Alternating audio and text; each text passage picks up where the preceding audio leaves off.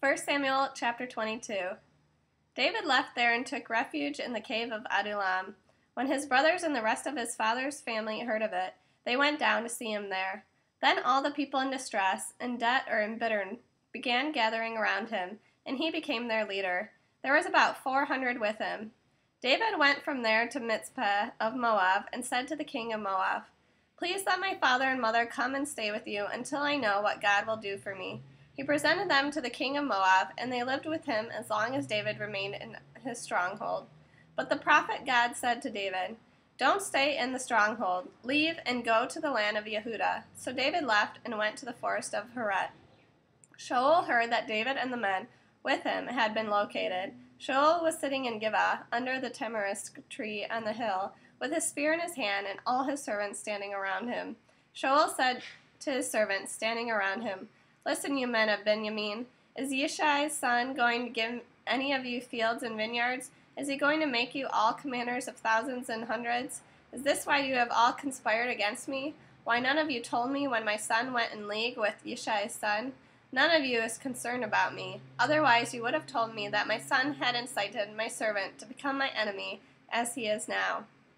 Then Doeg the Edomite, who had been put in charge of Shaul's servants, answered, "I saw Yishai's son come to Nav, to Achimelech the son of Achitub. He consulted Adonai for him, gave him food, and gave him the sword of Goliath the Philistine. The king sent to summon Achimelech the Kohen, the son of Achitub, along with all his father's family, the Kohanim and Nov, and all of them went to the king. Shaul said, "Listen here, you son of Achitub."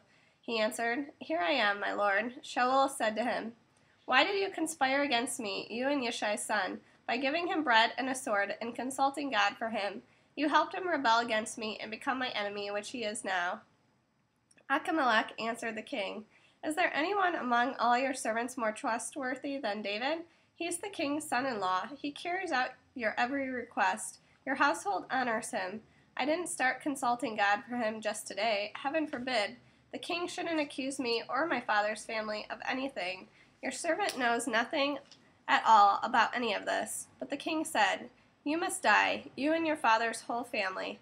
Then the king told the guards standing around him, "Go round and kill the Kohanim of Adonai, because they are siding with David, and because they knew he was escaping, yet they didn't tell me."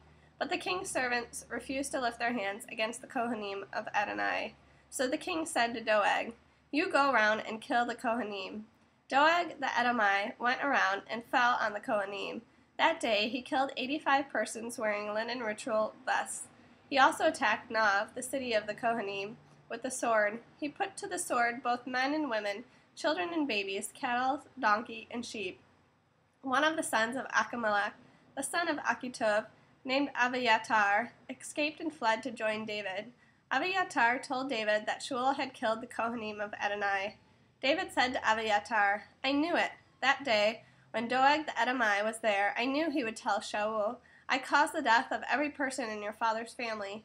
Stay with me, don't be afraid, because the one who is seeking my life seeks yours too. You'll be safe with me."